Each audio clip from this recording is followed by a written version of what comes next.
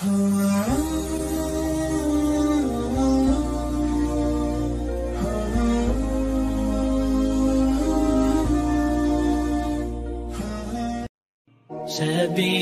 الدموع سبيل مريح، تنهدى يا صاحي كي تستريح. السلام عليكم ورحمة الله وبركاته. الحمد لله الذي بنعمته تتم الصالحات، والحمد لله على كل حال. أشهد أن لا إله إلا الله وحده لا شريك له، وأشهد أن محمدا عبده ورسوله لا نبي بعده. أما بعد، قال الله تعالى في كتابه الكريم: أعوذ بالله السميع العليم من الشيطان الرجيم، بسم الله الرحمن الرحيم. يا أيها الذين آمنوا اتقوا الله حق تقاته ولا تموتن إلا وأنتم مسلمون. Allah sebutkan itu di dalam surah Al-Imran ayat 102. Ya. Oleh orang-orang yang beriman, bertakwalah kepada Allah dengan sebenar-benarnya takwa, dan janganlah kamu mati kecuali dalam keadaan muslim, dalam keadaan tunduk. Saya lihat wajah-wajahnya ini memprihatinkan. Sorot matanya penuh tekanan semuanya. Ini saya sering penuh tekanan semua. Perempuan gitu, Ustaz ya. Bojone wong. Saya bukan bojo orang. Oh iya, belum. Didoakan ya. Karena doanya orang yang dibully, dizolimi itu dikabulkan. Sengaja dibully dulu ya. Mau coba kanan supaya doanya terkabulkan. Maka tadi Allah sebutkan, bertakwalah kepada Allah dengan sebenar-benarnya takwa. Jangan sampai kita berpulang kembali kepada Allah nanti kecuali dalam keadaan tunduk, dalam keadaan muslim. Karena sejatinya kita semua ini setiap hari menghindari resiko, ya, menghindari sesuatu yang tidak kita sukai, menghindari penyakit, menghindari sesuatu yang menyebalkan. Tapi ternyata faktanya Allah kirimkan ujian, suami ngeselin, anak-anak jengkelin, tetangga bikin dongkol, ya, ipar menantu bikin mangkel, ya kan? Setiap hari kita itu tidak bisa keluar dari dua keadaan, keadaan yang menyenangkan dan keadaan yang membuat kita itu gak senang, jengkel. Gak mungkin jadi kan seharian senang terus, hari ini aku bahagia gitu kan. Tiba-tiba bannya bocor, tiba-tiba lauknya gosong, jengkel. Ada saja yang membuat kita itu gak, udah semangat datang kajian, ustadznya kelar. Jengkel kan? Jengkel. Allah ternyata sengaja membuat terus supaya apa? Supaya ada peluang bersabar, karena pahala bersabar tak terbatas. Tadi ini isoy dalam sekali. Allah bersabar. Allah katakan, wa lanabluwannakum bi syai'in min al-khawfi wal-ju' wa naqsin min al-amwali wal-anfusi was-samarat wa basyyiris sabirin. Dan sungguh, ya, akan kami berikan cobaan kepadamu dengan sedikit ketakutan. Pasti ada rasa takut. Ya Allah, masa aku berdoa ya, masa nanti aku menikah, ya, nanti aku akan diperlakukan seperti orang ini. Aku sudah menikah, kemudian nanti takut kehilangan suaminya, takut kalau suaminya direbut. Ada ketakutan-ketakutan, ya, kelaparan, ya, kekurangan harta, jiwa, dan buah-buahan. Allah sebutkan ini sebagai ujian, dan kita tidak bisa terhindar dari ujian ini. Ya. Allahumma shalli wa sallim ala nabiyil karim sayyidina wa maulana Muhammadin wa ala alihi wa sahbihi ajma'in. Kita bersyukur kepada Allah, bersyukur telah diturunkan Al-Quran yang dititipkan melalui baginda Rasulullah SAW yang menyebutkan keadaan kita sekarang. Ya, Rasulullah itu menggambarkan keadaan manusia, ya, melalui hadis-hadisnya. Sebagaimana disebutkan, min muslim yusibuhu adam min marad. Setiap muslim yang terkena musibah, penyakit atau yang lainnya, apapun bentuk musibahnya, pasti Allah akan hapuskan kesalahannya sebagaimana pahala menggugurkan, sebagaimana pohon menggugurkan daun-daunnya. Jadi apapun yang kita terima hari ini, yang kita rasakan hari ini, itu cara Allah menggugurkan dosa-dosa kita.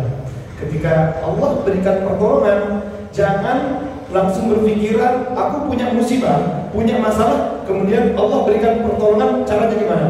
Tidak langsung dihilangkan masalahnya. Allah memberikan pertolongan, kadang caranya bagaimana? Allah kuatkan hati kita menghadapi itu. Kenapa? Ada sesuatu yang unik. Jadi ketika kita minta, ya Allah, aku sedang ada masalah, kemudian tiba-tiba jangan berharap masalah itu hilang. Aku punya penyakit, kemudian jangan berharap langsung sembuh. Tidak. Allah kuatkan kita menghadapi penyakit itu. Allah kuatkan kita menghadapi anak yang bandel. Allah kuatkan kita menghadapi semua masalah. Aku punya hutang gak selesai-selesai, padahal rajin kajian, sudah berikhtiar bekerja untuk melunasi hutang, berbagai cara, tapi kok belum kunjung selesai masalahnya, musibah atau keruwetan dalam hidupnya. Ternyata Allah berikan pertolongan dalam bentuk apa?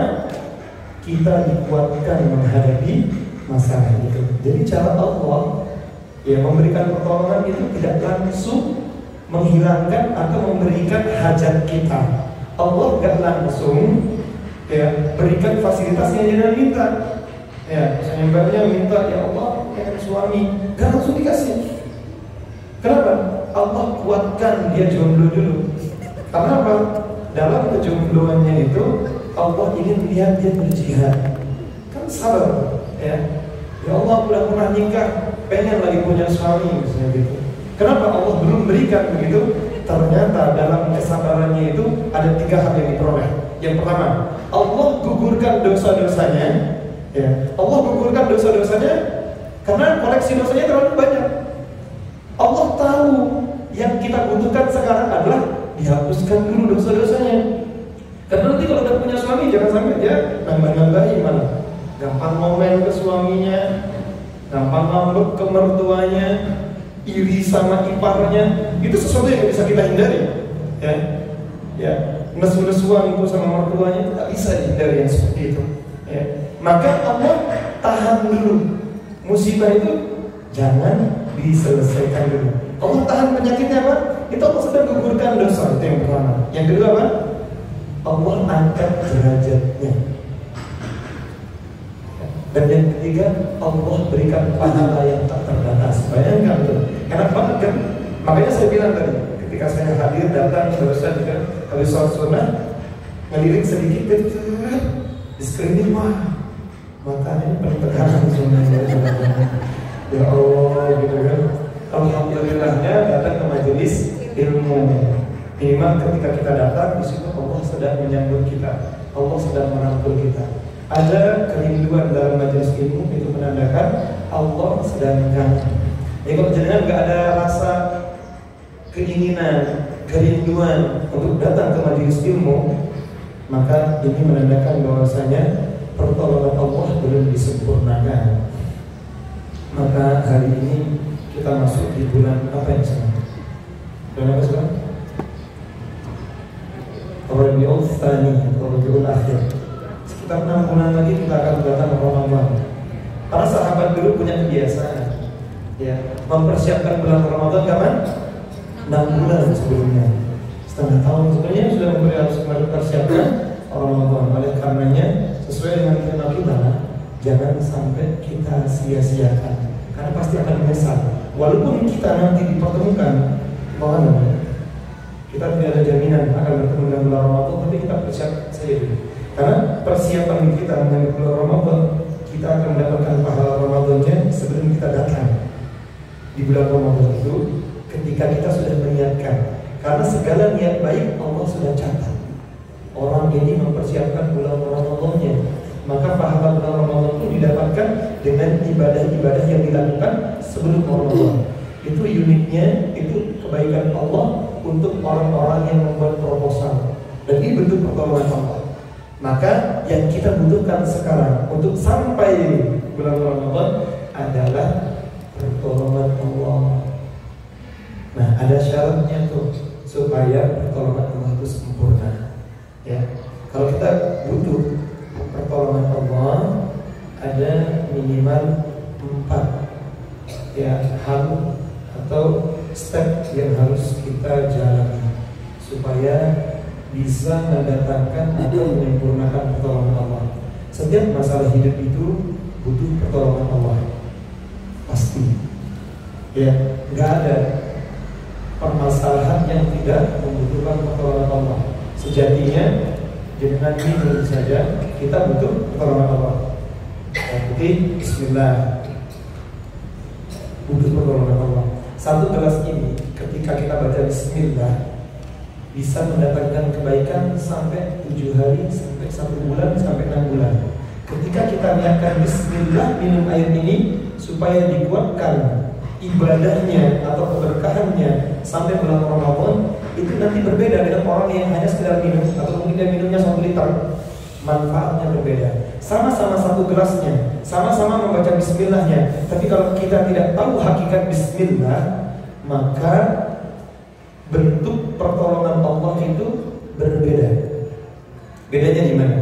Bedanya ada pada kesadaran.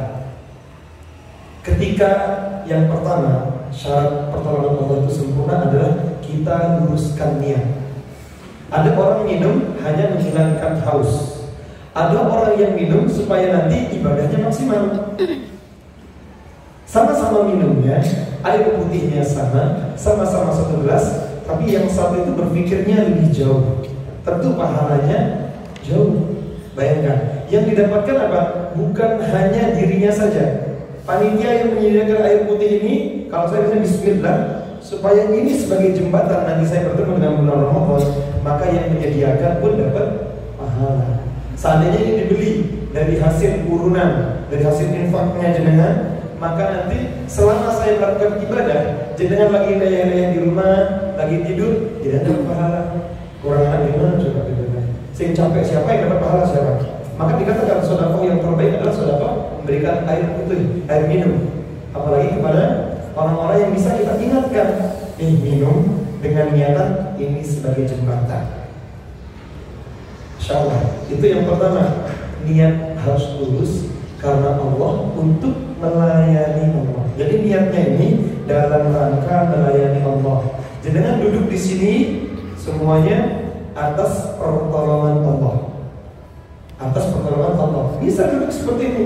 Banyak orang yang punya usia mungkin lebih muda dari jenengan, tapi nggak bisa duduk. Sekarang hanya bisa terbaring sakit di rumah sakit. Padahal dia usianya, atau mungkin maaf, dia punya saldo saham investasi lebih besar, tapi ternyata sahamnya itu dia bisa mendorong dia untuk datang ke sini. Jadi kan bisa didatangkan ke majelis ilmu seperti ini, itu luar biasa sekali, Masya Allah. Meskipun dalam rangka menghilangkan tekanan hidup, kan minimal dapat gitu kan. Ada yang nggak tenang sekarang? Silakan pulang kalau nggak tenang. Mungkin di rumah lebih tenang, karena mungkin ada kewajiban yang lebih prioritas. Ini jangan datang kajian, terus dalam rangka datangnya itu ngeyel sama suami. Lebih baik jangan datang, karena kewajibannya suami diikuti dulu. Ya, jika kalau suami bilang nggak diizinkan berangkat, ya, tapi misalnya bos nggak usah berangkat kajian, ayo ikut sama aku senang, baru boleh debat. Karena kewajiban suami itu adalah mendidik agama istrinya. Kalau dia tidak mampu mendidik secara langsung, harus dibiayai, minimal belikan kuota nonton YouTube streamingnya atau ongkos untuk datang. Itu kewajibannya suami. Saya nggak punya suami juga, itu kewajiban itu. Berarti nggak ada yang larang kan? Nah, itu ada kelebihannya tuh, kalau belum punya suami berarti nggak ada yang larang, nggak ada yang ngatur-ngatur. Apalagi suaminya orang ngatur-ngatur, benar nggak bisa. Ya. Bismillah. Itu yang pertama, niatnya lurus dalam rangka melayani Allah. Ini untuk mengundang kesempurnaan pertolongan Allah. Niatnya melayani Allah supaya Allah ridho. Ya. Ada satu hal yang perlu kita ketahui sebelumnya supaya nggak salah paham. Allah itu punya dua izin. Ya. Allah itu punya dua izin. Izin yang pertama itu disebut dengan izin kauni qadari. Izin yang kedua disebut dengan izin dini syar'i. Izin dini syar'i. Yang pertama kauni qadari. Yang kedua dini syar'i. Ini dua izinnya Allah. Ya. Jadi Allah itu punya izin, ya, yang Allah berikan. Yang pertama disebut dengan apa tadi? Kauni qadari. Apa itu kauni qadari? Ini sudah dibahas belum di sini? Belum ya? Atau lupa catatannya? Belum pernah dengar ya? Baru dengar ya? Alhamdulillah. Minimal kita ngaji itu terus langsung selesai kan nggak apa-apa ya? Sedikit tapi paham. Yang pertama, Allah punya izin yang disebut dengan kauni qadari, atau kadar atau qadar yang sesuai dengan tabiat. Contohnya, ini ada kertas. Kalau kena air dia basah, kalau kena api dia terbakar. Itu namanya izin kauni qadari, sesuai dengan kodratnya, sesuai dengan fitrahnya. Jangan lahir di Indonesia sebagai orang Melayu, ya, Asia, tapi dia nggak bisa lahir tiba-tiba minta seperti Asia bagian Korea, gitu kan, dengan wajahnya kayak Kim Jong Un gitu ya. Ya, kayak orang Korea nggak bisa, karena kalau sudah lahir orang tuanya pesek, itu jangan minta mancung gitu kayak orang Eropa, nggak bisa. Sabar ya, sering-sering tilawah. Nah, di sini kan belajar tahsin tilawah ya, sama Ustaz siapa? Ya. Terus posisinya nanti kan itu ada tilawah yang akan membuat kita itu senantiasa legowo. Ya, itu boleh diulang-ulang ya. Di antara komposisinya ada 3 huruf ya. Sin, dal sama ro. Difathahkan semuanya. Sin fathah, sa, dal fathah, dan ra fathah, ra. Disambung sadaro. Sadar ya, kita di Indonesia gak usah minta kayak orang Arab wajahnya, kayak orang Eropa, gitu kan. Aku sudah mempercantik, aku sudah pakai Faisal gitu ya. Fashion. Ya, sudah facial. Kok gak cantik-cantik? Nah, dalnya tadi ganti huruf ba. Nah, sin fathah, ba fathah, ra fathah. Nah, ini salah, udah terima ya. Kenyataannya gitu. Nah, ini tilawah yang harus sering diulang-ulang. Ya, walaupun tidak ada dalil sunnahnya, ya, tapi itu perintah Allah. Wasta'inu bis-sabri was-shalah. Tolonglah dirimu dengan sabar dan salat. Jadi kalau ketika jenengan buka cermin, kalau saya istighfar, alhamdulillah aja. Alhamdulillah ya Allah masih dikasih hidup gitu kan. Walaupun besar, alhamdulillah hidupku madepnya ke bawah ya Allah gitu kan. Ini karunia yang sangat besar. Kalau hidupnya nggak ada ke atas gitu kan, musim hujan repot gitu ya. Benar langsung ke atas, kelilipan. Ini nikmat yang Allah berikan kepada kita semuanya. Niatkan segala aktivitas kita kalau mau mendatangkan pertolongan Allah, maka niat pertama apa? Luruskan niatnya dalam rangka melayani Allah. Dan supaya lurus niatnya kita harus memahami 2 izin tadi. Ya, izin pertama disebut dengan kauni qadari. Apa contohnya lagi yang lain kauni qadari? Allah izinkan kita belajar matematika, sains, sehingga ada di antara manusia bisa buat pesawat, bisa buat lampu, bisa buat mic nih, sehingga gak terlalu moyo-moyo. Ini izin yang Allah berikan. Ada orang pengen kaya, ya, dengan cara korupsi, dengan cara riba. Allah izinkan, tapi Allah tidak ridho. Paham ya? Maka jangan kepedean atas capaian yang kita dapatkan sekarang. Bisa jadi, ya, Allah izinkan, kesuksesannya, tapi bisa jadi Allah tidak ridho di situ. Jangan menganggap ketika kita sudah mendapatkan kemuliaan, Allah mudahkan kemudian Allah ridho, tidak. Kalau caranya salah, caranya nipu orang, caranya membohongi orang, ya, caranya nyikut orang lain, auzubillah, ya, itu bisa didapatkan. Allah izinkan, tapi Allah tidak ridho. Itulah yang disebut dengan izin kauni qadari. Kadang Allah izinkan dan diridhoi, kadang tidak. Itu kalau kauni qadari. Kemudian yang kedua, izin apa tadi? Dini syar'i, yaitu izin yang Allah berikan, ya, izin yang Allah berikan kepada setiap manusia untuk mendekatkan diri kepada Allah dalam rangka mencapai ridhonya. Jadi Allah izinkan untuk taqarrub, untuk mendekatkan diri kepada Allah, dan puncaknya, tujuan akhirnya adalah ridhonya Allah. Itu yang disebut dengan izin dini syar'i. Contohnya apa? Allah syariatkan sholat, umrah, puasa, haji, zakat, sedekah. Ini kita kerjakan segala bentuk kebaikan-kebaikan untuk apa? Taqarrub. Taqarrub, mendekatkan diri, ya, qurban, mendekatkan diri kepada Allah dan dalam rangka mencari ridhonya. Dan ini pasti diridhoi sama Allah, diizinkan dan diridhoi oleh Allah. Kalau yang kauni qadari tadi, banyak orang itu mungkin mencapai capaian tertentu.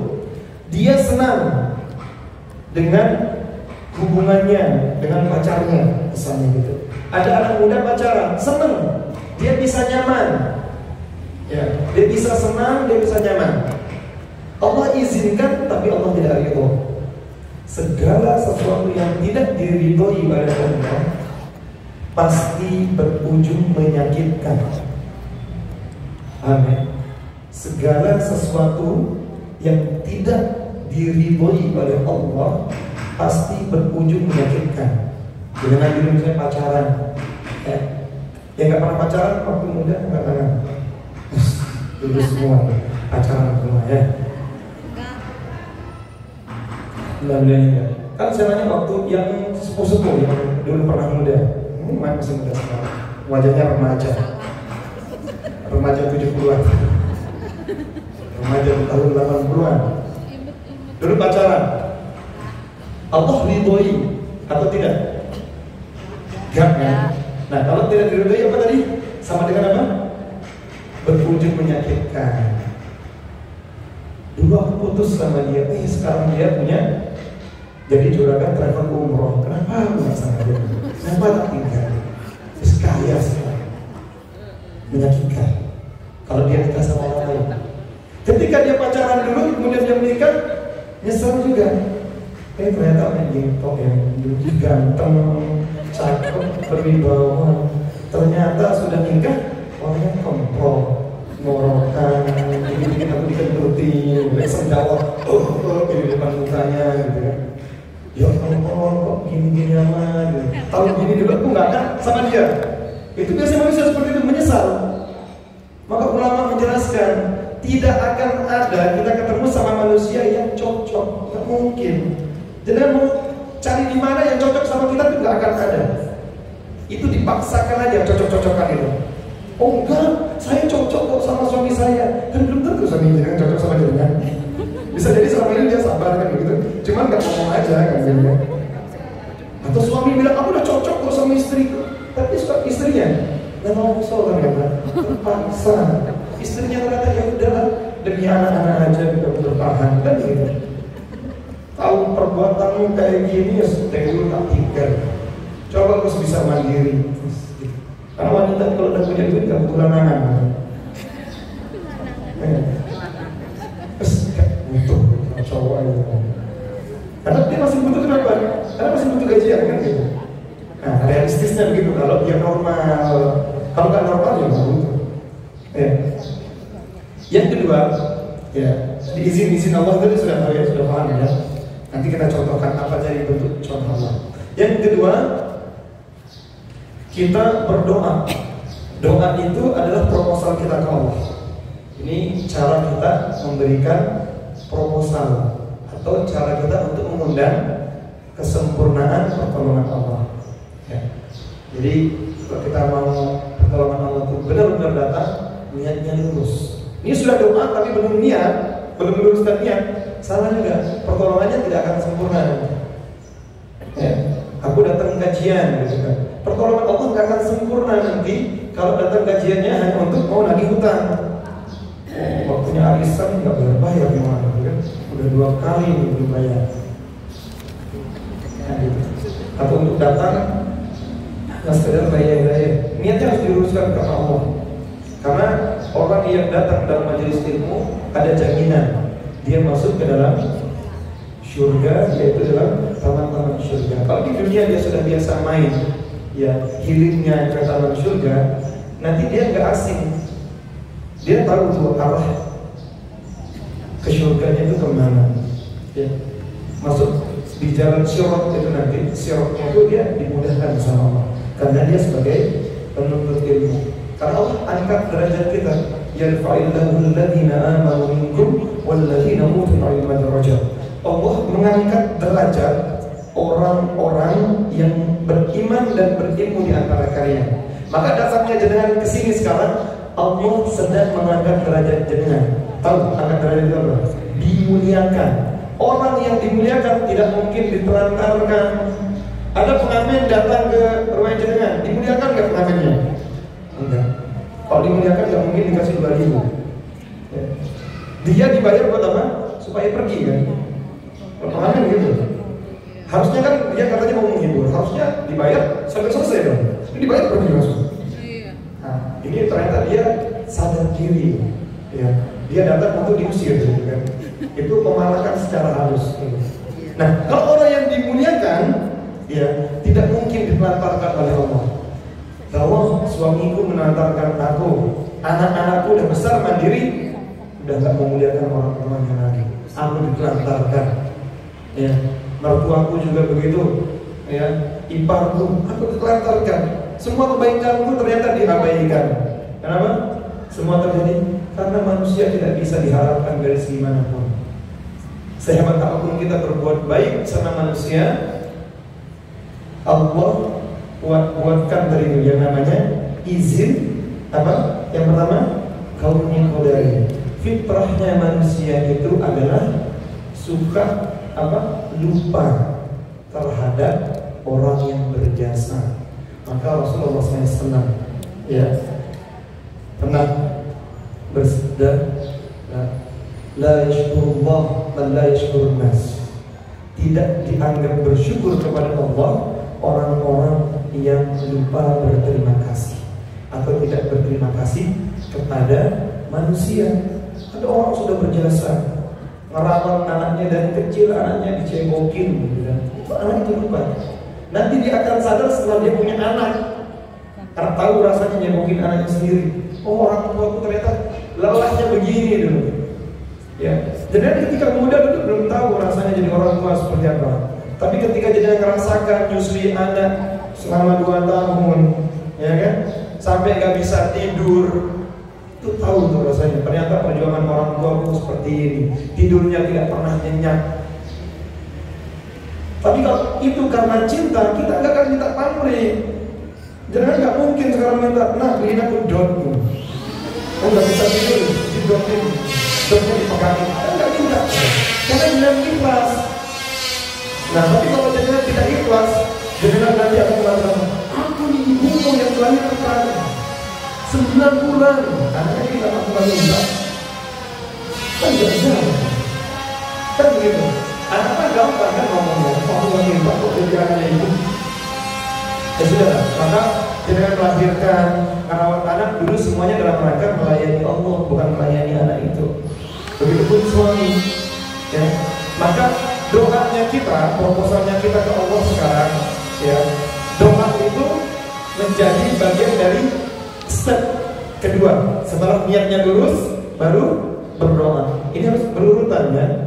Doa di awal. Ud'uni astajib lakum. Berdoa kepadaku, pasti tak kasih.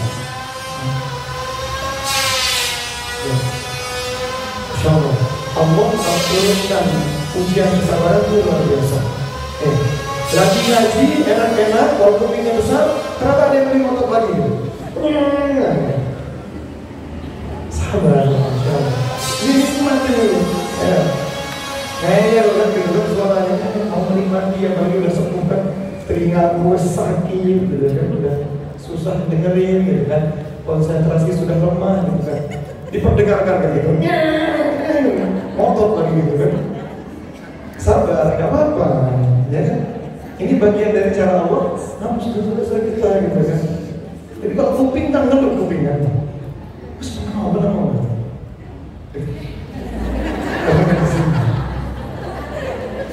Kita kan gak ingin ya, langsung.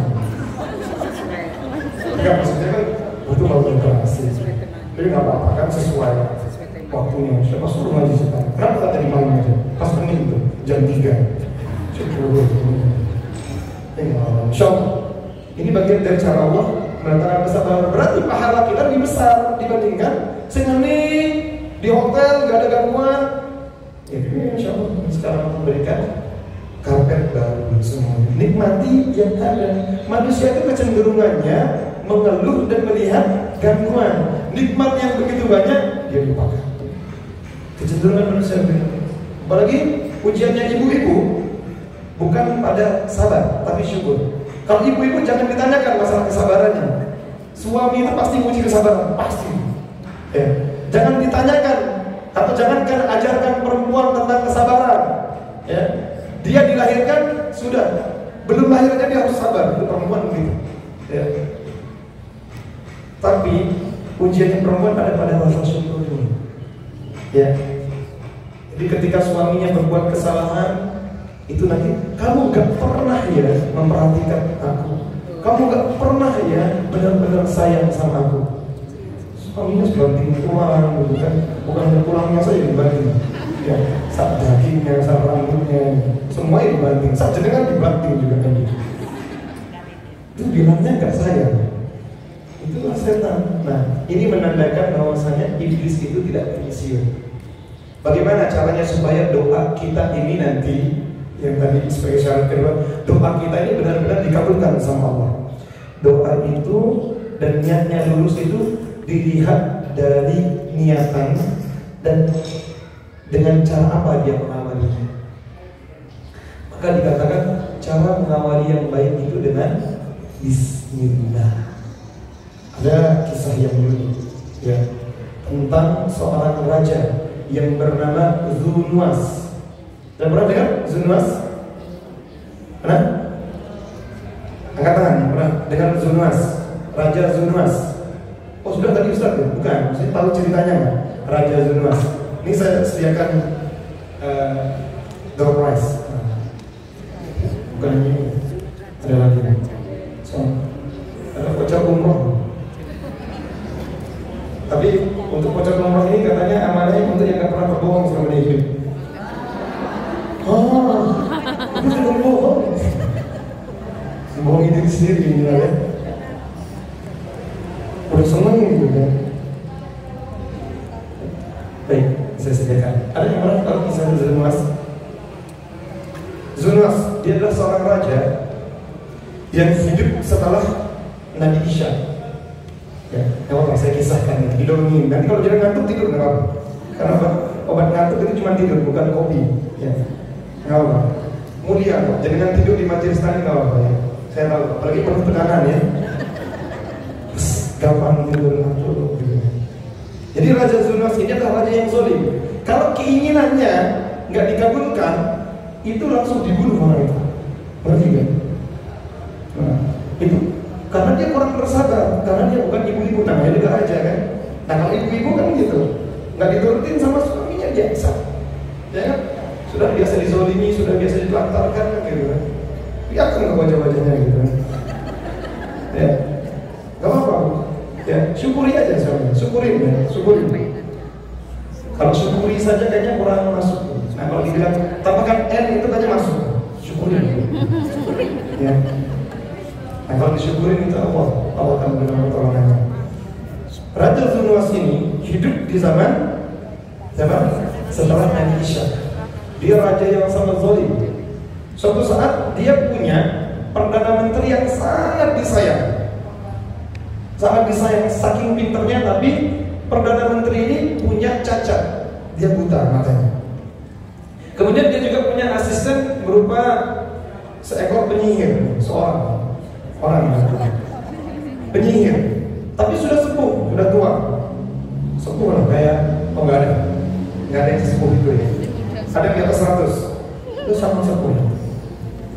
Nah, saking sepuhnya ini, si penyihir mengatakan, wahai raja, kayaknya nggak lama lagi mungkin aku mati.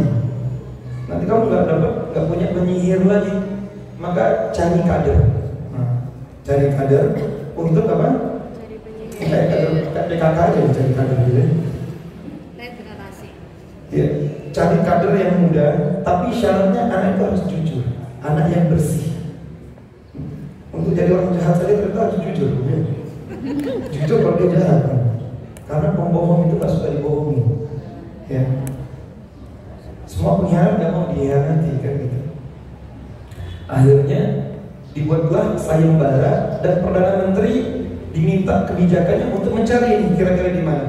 Sampai ternyata ketemu ada salah seorang anak dari kedua orang tua yang baik. Ya. Akhirnya anak ini dipanggil. Kalau nggak dituruti apa tadi? Sama orang tuanya. Terpaksa diambillah job sebagai kader penyihir dan dilesi privat di istana. Singkat cerita, anak itu ternyata setiap kali datang ke penyihir ini untuk dikader, untuk diajarkan sihir, dia selalu datangnya telat. Setiap hari telat dan dihukum. Setiap hari telat dan dihukum. Apa yang menyebabkan dia telat? Ternyata perjalanan dari rumah sampai istana itu ada rumahnya seorang rahib. Tahu rahib? Pemuka agama, ulama. Ya. Jadi ulamanya di zaman Nabi Isa, kaumnya Nabi Isa itu diberikan kemukjizatan, kelebihan mereka ya pada ilmu kedokteran. Orang Nasrani itu diberikan apa? Ilmu kedokteran. Kalau kita umatnya Rasulullah, kelebihannya apa? Sastra. Makanya banyak pujangga, banyak penyair, banyak tukang gombal kan gitu. Nah, itu umatnya Rasulullah. Ya. Dan memang ujian seperti itu dan mujizatnya seperti itu. Akhirnya anak ini belajar minimal ilmu kedokteran juga bisa. Siapapun yang sakit disembuhkan, ya. Jomblo menahun didapatkan jodohnya, ya. Itu doa yang diajarkan dari agama tauhid. Jadi agama Nasrani yang masih agama tauhid, bukan agama Trinitas. Ya. Akhirnya anak ini lebih tertarik belajar tauhid karena hatinya bersih. Jadi dia belajar tauhid dulu, belajar agama yang benar, mengenal Allah gitu kan. Kemudian setiap kali dia bertemu dengan orang yang sakit, dibantu untuk diruqyah, sembuhkan, Allah mudahkan kesembuhannya. Akhirnya sampai dia di istana bertemu dengan Perdana Menteri yang buta. Mau nggak Allah sembuhkan? Allah itu siapa? Rabbul Alamin, Tuhan alam semesta. Ya mampu katanya. Kata Perdana Menteri kesayangannya Zunwas. Akhirnya didoakan, diterapi, sembuh. Raja pun kaget. Raja itu senang punya Perdana Menteri, sekarang akhirnya bisa ngelihat. Siapa yang menyembuhkanmu? Rabbul Alamin katanya anak muda ini. Wah, ini canggih ini. Anak muda ini luar biasa, baru belajar sihir sebentar sudah bisa menyembuhkan butamu. Ternyata dia salah sangka. Penyihir dipanggil, kamu mengajarkan dia bisa mengobati buta. Dari dulu kenapa bukan kamu yang ngobatin? Iya, aku nggak mau ngajarin dia. Anak ini selalu telat, belum ada ilmu yang masuk sama sekali. Tapi kok anak ini kok sudah bisa? Ditanya lah gitu. Dan sebelumnya ya, anak ini dikatakan kalau engkau ingin Allah turunkan pertolongan, maka lakukan 4 hal tadi. Apa? Pertama, niatnya dulu karena Allah. Yang kedua, dia berdoa secara jujur. Doanya itu tidak untuk hal yang duniawi. Doanya itu kaitannya dengan untuk mencapai ridhonya Allah, untuk nyenengin Allah, dan untuk apa? Untuk mendapatkan ketakwaan yang sempurna. Yang ketiga, ikhtiar. Yang keempat, tawakal. 4 cara mengundang pertolongan Allah. Akhirnya si rahib ini ngajarkan, kamu jalankan itu supaya Allah turunkan, menyempurnakan pertolonganmu. Ya, suatu saat dalam perjalanan dia ke istana, anak muda ini dia bertemu dengan hewan buas. Hewan buas yang mana mengganggu semua pejalan kaki di situ, dan gak ada orang yang mampu menghalangi hewan ini. Tidak diceritakan apa jenisnya, entah itu gajah atau singa, tapi diceritakan hewan itu besar dan buas atau beruang atau apapun itu. Ya, tapi dalam riwayat tidak disebutkan. Akhirnya anak itu ya mengambil kerikil, batu kerikil kecil, mengatakan, ya Allah, kalau memang penyihir itu salah dan rahib ini yang benar, maka tunjukkan pertolonganmu ya Allah. Dia baca bismillah, dilemparkan ke hewan buas tadi itu, mati. Allah dengan pertolongan dia tambah yakin. Allah berikan mukjizat, Allah berikan apa? Bukti nyata. Nah, kejadian ini viral sampai istana, raja pun tahu. Dan pesan dari siapa tadi sama rahibnya itu adalah, anak ini harus jujur, dan anak ini tidak boleh ngasih tahu ke siapapun kalau yang mengajarkan agama tauhid ini adalah raja ini sendiri.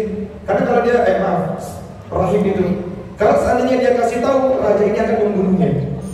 Akhirnya anak itu ditanya, dari mana kamu belajar ya atau tahu tentang Allah Rabbul Alamin tadi? Aku diajarkan oleh seorang rahib, karena dia disuruh itu jujur.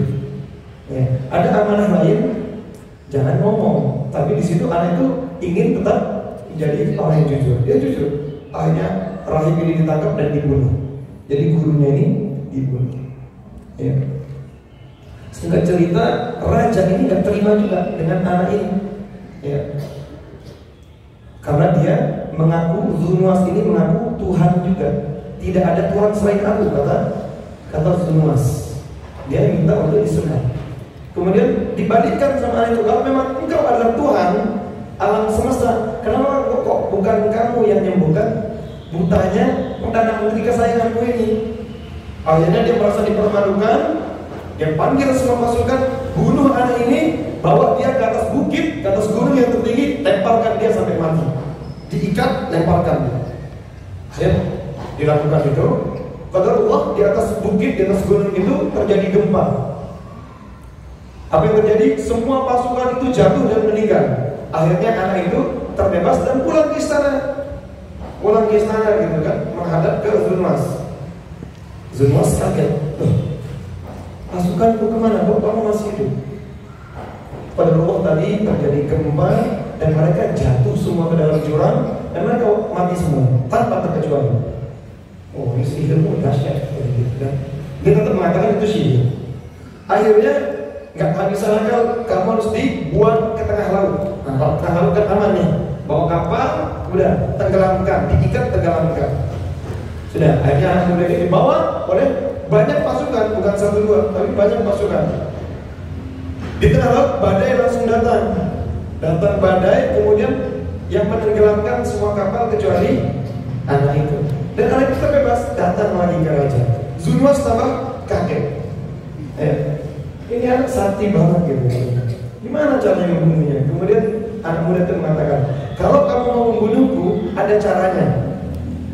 Hanya Zunuas mengalah, gimana caranya? Kumpulkan semua manusia, kumpulkan semua makhluk, itu orang-orang maksudnya, masyarakat kumpulkan, buatkan aku panggung, kemudian nanti kamu tembakkan keningku atau kepalaku, ya, dipanah, kemudian kamu mengucapkan Bismillahirrahmanirrahim dengan nama Allah, Tuhannya anak muda ini. Akhirnya dilakukan, ya, dikumpulkan semua manusia pada saat itu, ya, di tanah lapang, kemudian, ya, Zunuas menunjuk siapa? Pemanah yang paling jago. Pas ditembakkan, dia tidak membaca Bismillah. Apa yang terjadi? Mental. Ngeyel kan? Anak muda itu mengatakan, ucapkanlah Bismillahirrahmanirrahim. dengan menyebut nama Allah, Tuhannya anak muda ini. Akhirnya Bismillahirrahmanirrahim nancap dan anak itu meninggal seketika. Apa yang terjadi? Orang-orang langsung beriman pada Allah. Itu politik tuh, mati satu tumbuh 1000.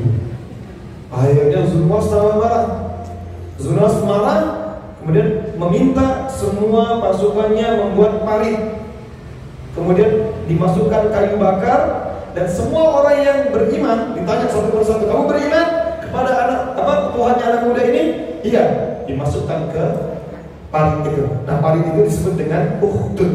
Maka orang-orang yang dilemparkan di situ disebut dengan Ashabul Ukhdud. Ini diceritakan dalam surat Al-Buruj. Ya.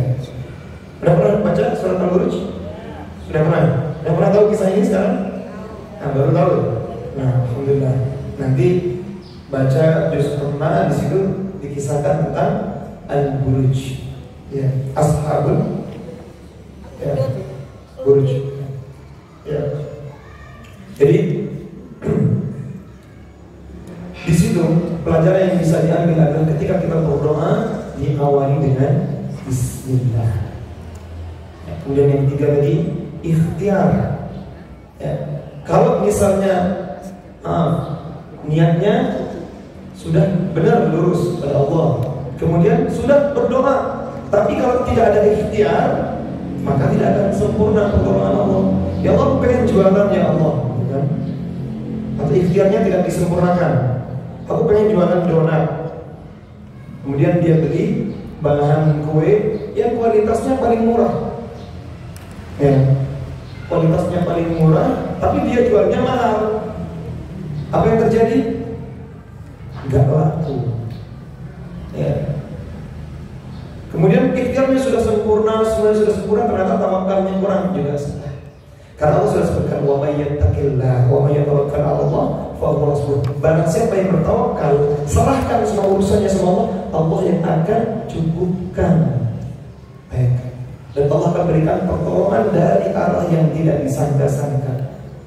Aku udah jualan bakpao gak laku-laku sampai maghrib, ternyata habis maghrib ada yang borong. Itu karena dia tawakal. Seringkali kita menemukan pertolongan Allah yang seperti itu. Kita sudah gak masuk akal.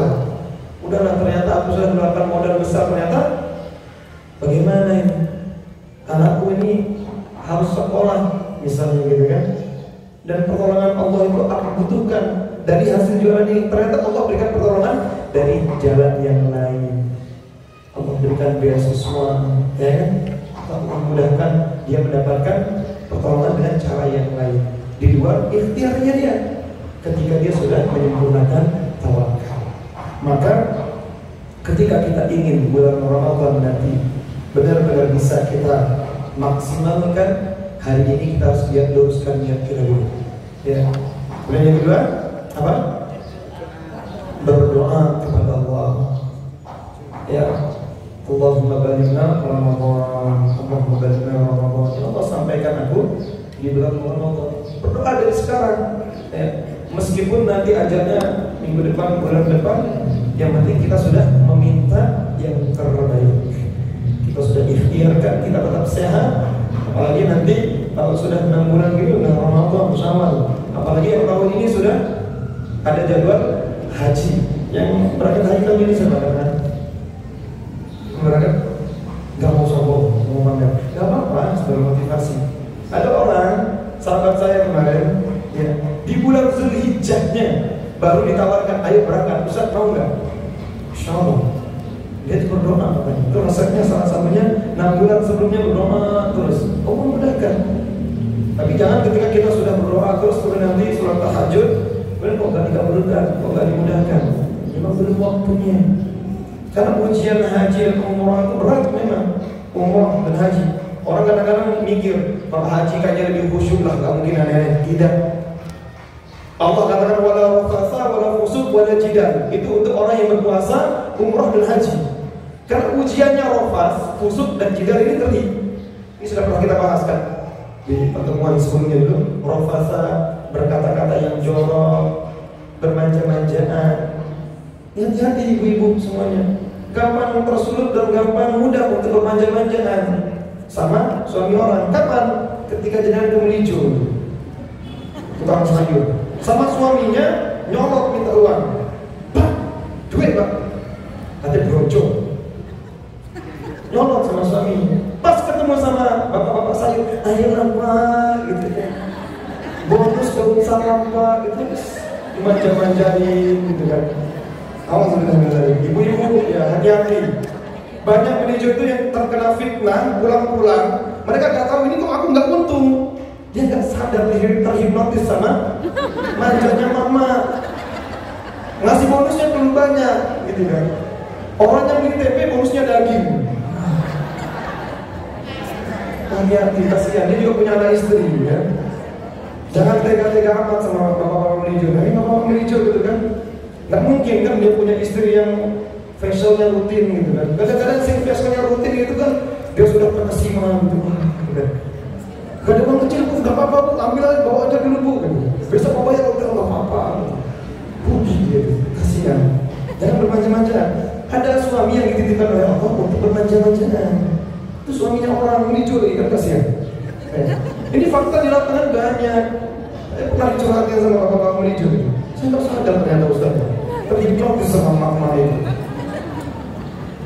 Ya karena fitnah wanita itu lebih besar, lebih kejam. Kan disebutkan di dalam surat Yusuf, ya.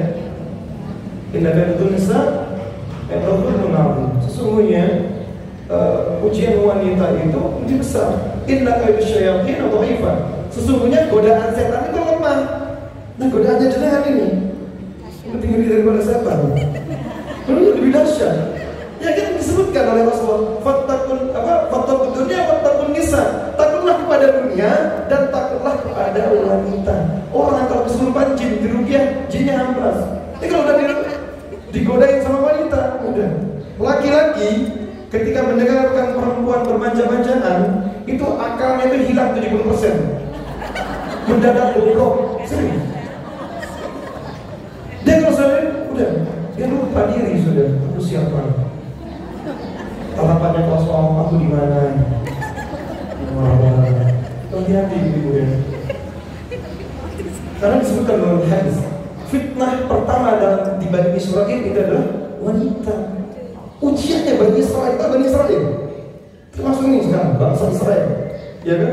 Dunia itu bisa terdiam oleh Israel. Ternyata Israel bisa dikalahkan sama siapa? Wanita. Tuh, ngerinya wanita seperti itu. Nabi Adam dulu, Nabi dan Rasul, makhluk pertama, ya kan? Yang pertama kali berani bangkang siapa?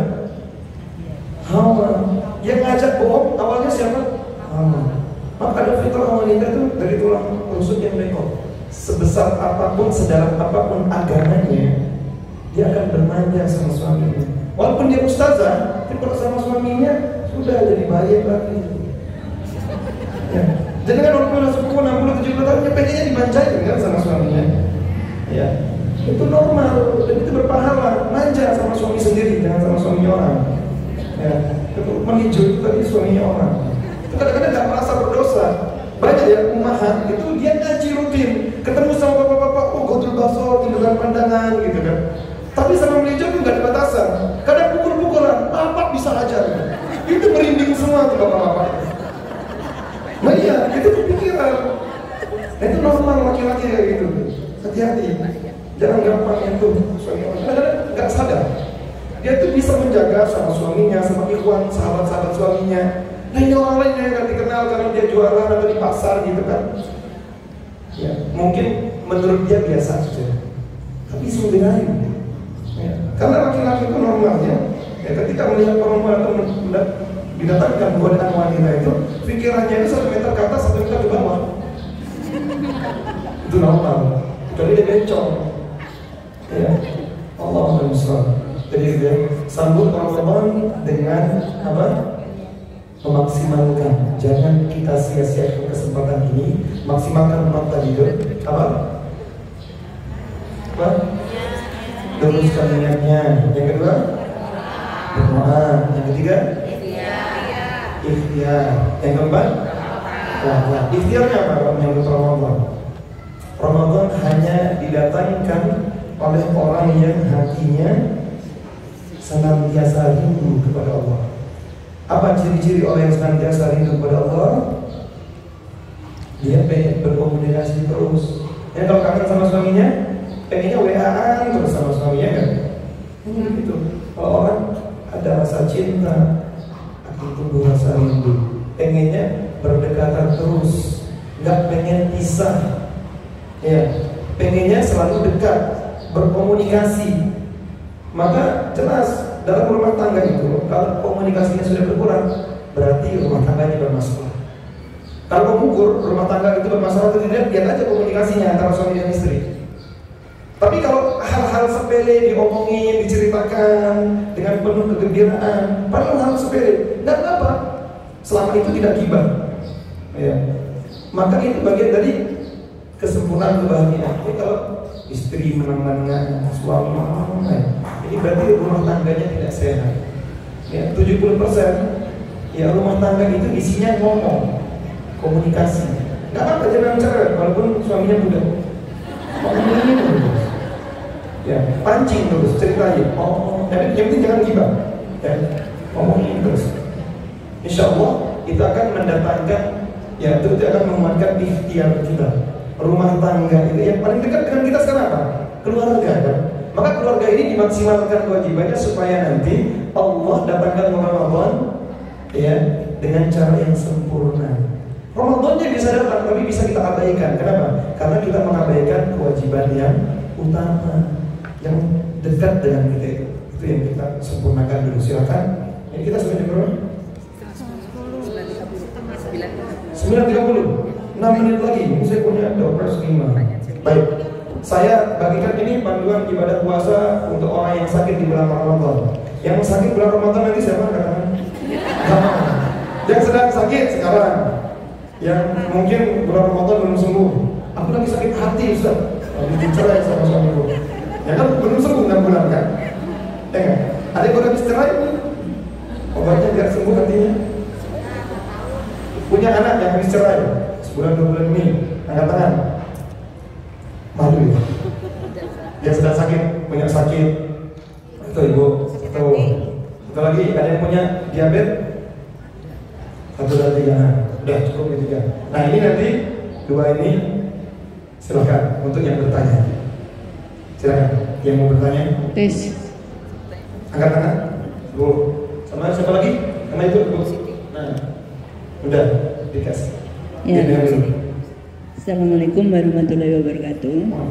Kan tadi di awal tadi sekali itu kan Ustadz mengatakan kita itu kalau ngerawat anak itu yo karena Allah kan gitu.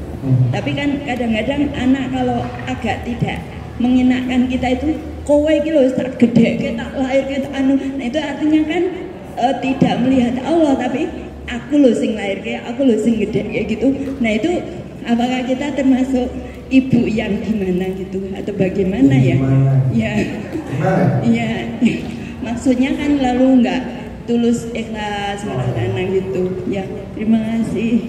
Kan ada sering begitu. Ya. Yang kedua silakan. Mana ini? Saya. Oh, jangan. Iya. Yang katakan kan yang bingung kan tadi. Gak apa-apa jangan. Gak apa-apa. Nanti ditambahkan, ini nanti ada 12 air putih juga. Tidak apa?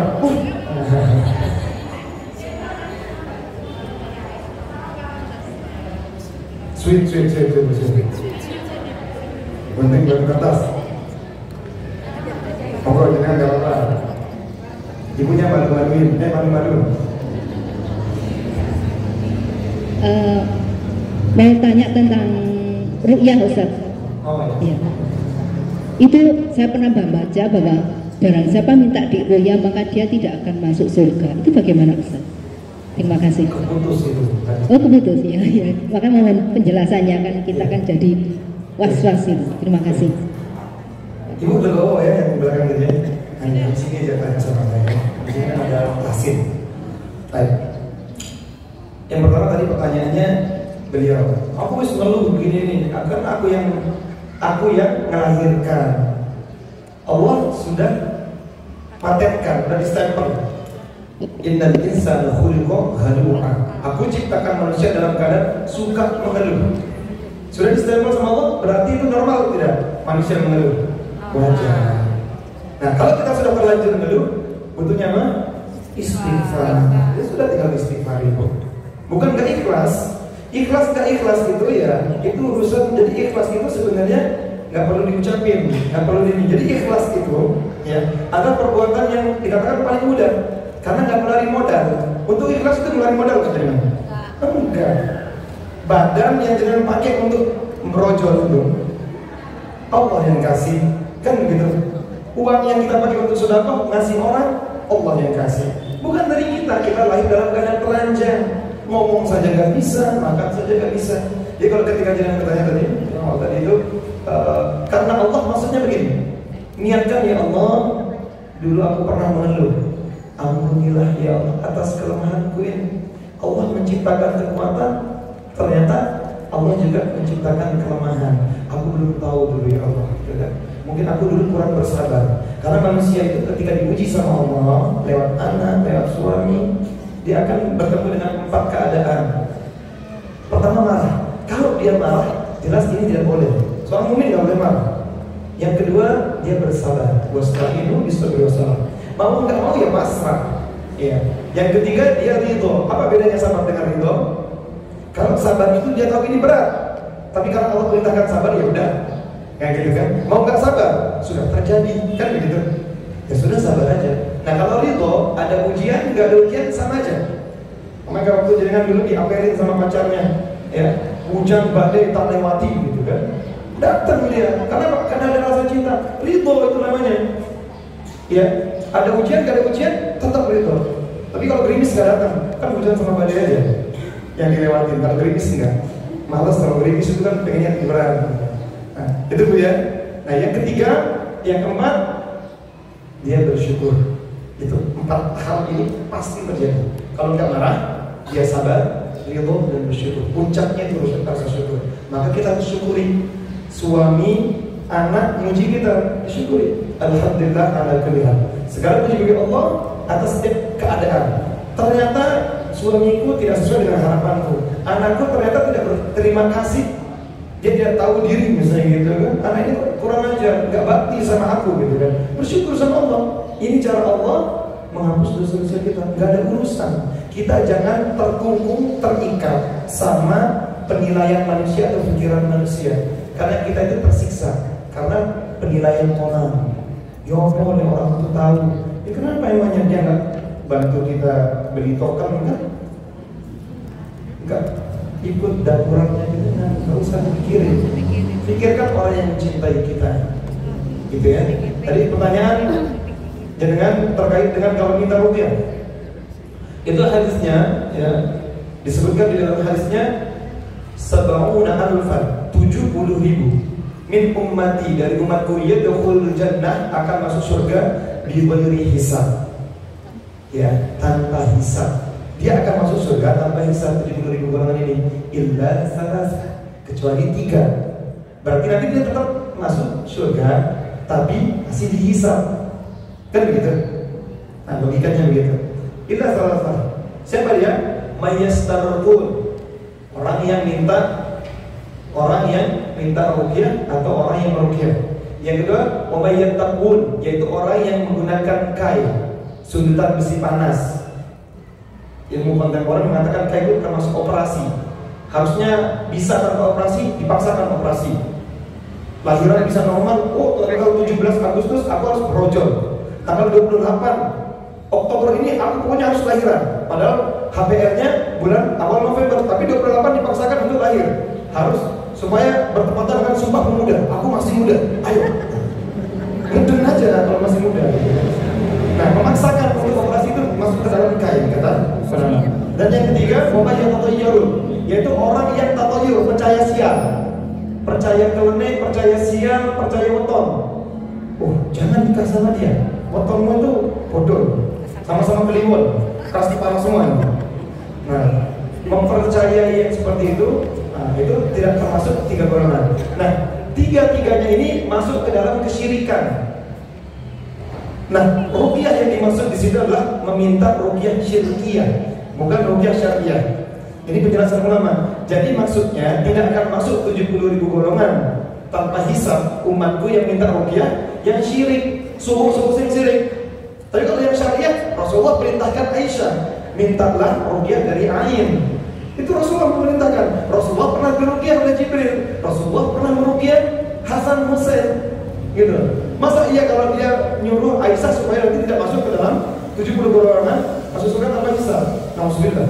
Maka ketika kita bertemu dengan hadis yang kelihatan di pertentangan, kita komparasikan dulu, kita lihat asbabul wurudnya. Maksudnya di situ dulu orang-orang di zaman Nabi sebelum ada tersebar peruqyah yang syariah, ya, waktu itu banyak orang tukang suhu, bahkan Rasul kan pernah dianggap gila. Ya, mau diobatin oleh Imam Al-Ghazali, sehingga dulu adalah khutbah al-hajah yang pernah saya ceritakan pada saat. Ya, khutbah al-hajah itu keluar ayatnya begitu. Jadi maksudnya di situ nggak boleh minta ruqyah. Jadi kalau saya dengan sakit, kena sihir, kena santet atau lain, boleh minta ruqyah sama ahlinya. Rasulullah mengatakan la ba'sa birruqa ma lam yakun fi syirkun. Tidak masalah ruqyah itu, yang penting tidak mengandung kesyirikan. Nah, makanya ada oknum ustaz itu mengatakan jangan minta ruqyah, nanti kamu tidak masuk ke dalam 70 golongan. Ya ustaznya kurang healing aja, kurang jauh baca hadis ini. Semua ulama sepakat. Mohon maaf, dulu Ustaz Khalid Basalamah, Ustaz Firanda, Ustaz Maududi pernah berpendapat kalau kita minta ruqyah itu tidak masuk ke dalam 70 golongan ini. Tapi setelah beliau mempelajari mendalami, termasuk Ustaz Abdullah Hadrami pernah dulu beranggapan seperti itu. Tapi sekarang beliau isi kajian tentang ruqyah. Ruqyah itu dianggap sunnah. Ya sunnah udah jelas. Nama lain surat Al-Fatihah apa? Al-Ruqyah. Boleh kita minta ruqyah karena itu perintahnya Rasulullah. Sunnah untuk orang yang tidak bisa baca Al-Quran dengan cara yang benar. Jadi kalau tidak bisa ruqyah mandiri ya silakan. Ada saatnya kita lebih bagus ruqyah mandiri ketika kita mampu, ketika kita tahu.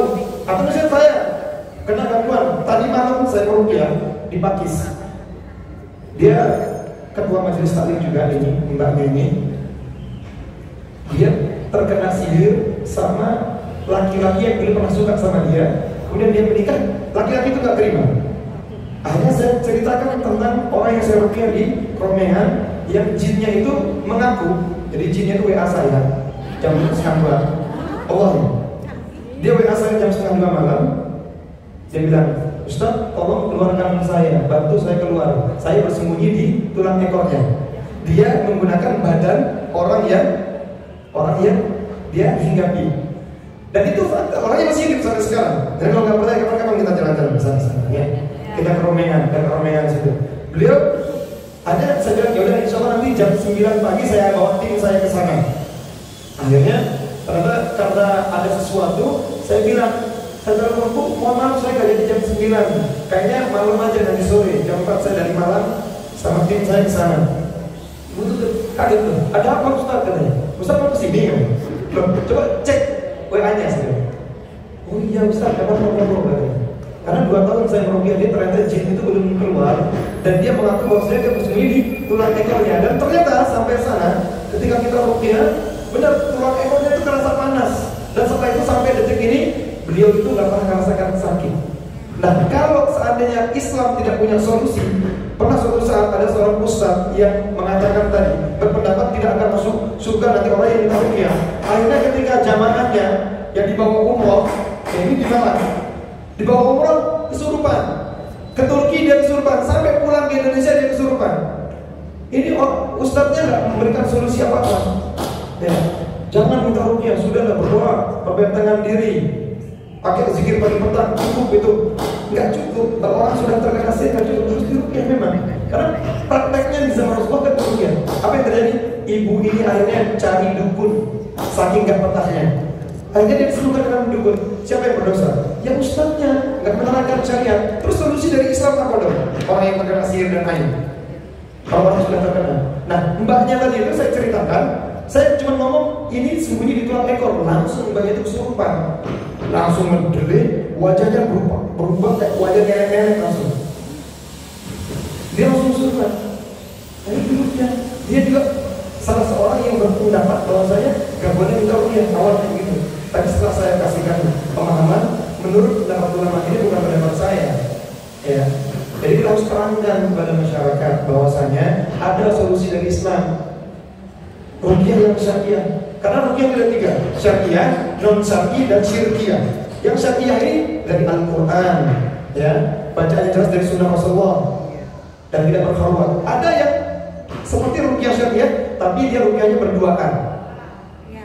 Ya, tapi terus tangannya dipegangkan langsung bersentuhan. Ini jelas kan non syariah, walaupun bacaannya syariah. Ya, itu kan terjadi fitnah. Yang ketiga ada ruqyah syirkiyah. Dia bacaannya Al-Fatihah, ayat kursi, tapi tahan nafas, atau dia kurangi huruf satu atau ditambahkan, atau ditambahkan mantra-mantra yang batil. Nah ini kadang yang dalam bentuk berupa uskun, ustaz dukun, atau kikun, kiai dukun, hakun, habib dukun. Ini banyak. Dia nggak punya ustaz, nggak punya kiai, ison ngawam, ngasih jimat, hati-hati. Itu biasanya dukun. Oh ini dari genderuwo yang di belakang rumah bisa kalau kayak gitu, berarti dia ada gangguan jin. Orang itu yang bertujuan dia, bukan jenengan. Ya. Jangan mau percaya. Ya. Allah alam shawab, karena sudah lewat. Ya, sudah lewat ya? Belum. Berdoa Ustaz. Berdoa Ustaz. Doa sebelum makan. Iya, itu loh Ustaz buat yang sakit Ustaz. Oh ya, ini ada titipan saudara kita ya, untuk saudara Arif Iwowo bin Lestari. Nah ini sekarang sedang diberikan ujian oleh Allah di ICU Rumah Sakit Bangil karena tumor otak. Semoga Allah mengangkat penyakitnya, disembuhkan sakitnya dan diberi kesehatan. Ya, ya Allah, ini ada Bu Betty, Bu Lilis, ada lagi di sini. Kita doakan keluarganya ya, yang punya suami hatinya masih keras gitu ya, yang punya anak yang susah dikendalikan. Kita doa bersama semuanya. Semoga Allah menentukan hati kita dulu, jangan sampai merasa diri kita lebih baik daripada mereka. Jangan sampai kita seperti itu. Ya, termasuk yang saya gantikan hari ini Ustaz Andri Kurniawan ya, guru kita semuanya. Semoga Allah angkat penyakitnya supaya beliau dikuatkan oleh Allah untuk istiqomahnya ya. Ya, karena Ustaz Andri sakit, Allah pertemukan saya dengan ya, rumah ya. Dan kalau nggak gitu kan Allah tidak pertemukan ya. Alhamdulillah dengan yang tadi bertanya, ternyata ada yang mau dititipkan lewat sakit Ustaz Andri. Dititipkannya yang tadi. Mungkin saya bertanya ke dia nanti, ibunya ada minyak darah dan bisa darah, tergantung tubuhnya juga kan ya. Mari kita sama-sama tundukkan hati kita, tundukkan jiwa kita, memohon kepada Allah. Kita menulis pertolongan Allah agar Allah kuatkan jiwa kita, Allah ampuni dosa-dosa kita. Angkat tangannya ya. Baca a'udzubillahi minasyaitonir rajim. Bismillahirrahmanirrahim.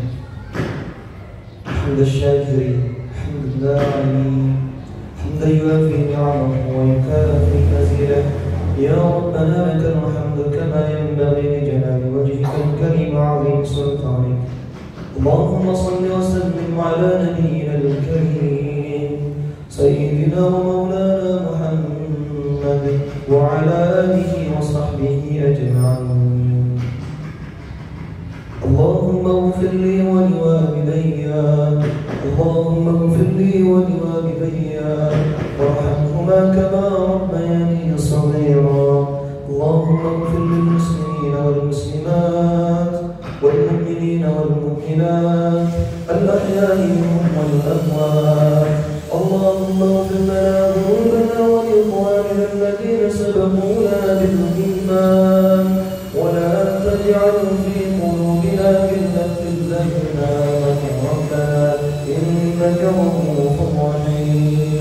Rabbana zalamna anfusana wa in lam taghfir lana wa tarhamna lanakunanna minal khasirin. Rabbana la tu'akhidhna in nasina aw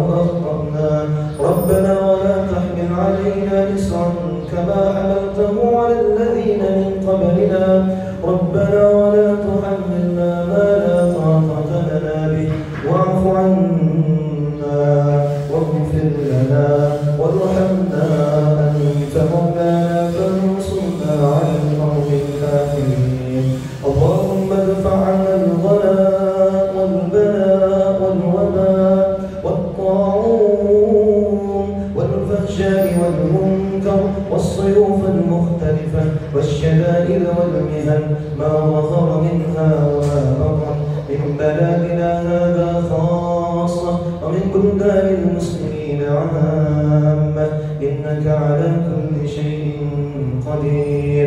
ربنا آتنا من لدنك رحمة وهيئ لنا من أمرنا رشدا.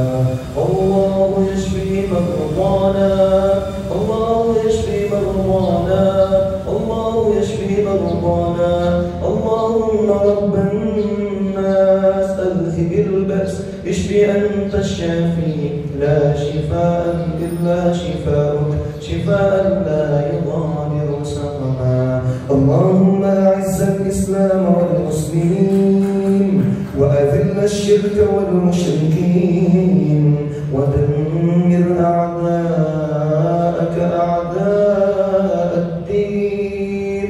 اللهم انصر الإخوان المسلمين في فلسطين. اللهم انصر الإسلام والمجاهدين في غزة. اللهم انصر الإسلام والمسلمين والمجاهدين في كل مكان. ربنا هب لنا من أزواجنا وذرياتنا قرة أعين واجعلنا للمتقين إماما. ربنا آتنا في الدنيا حسنة وفي الآخرة حسنة وقنا عذاب النار. سبحان ربك رب العزة عما يصفون وسلام على المرسلين والحمد لله رب العالمين. الفاتحة.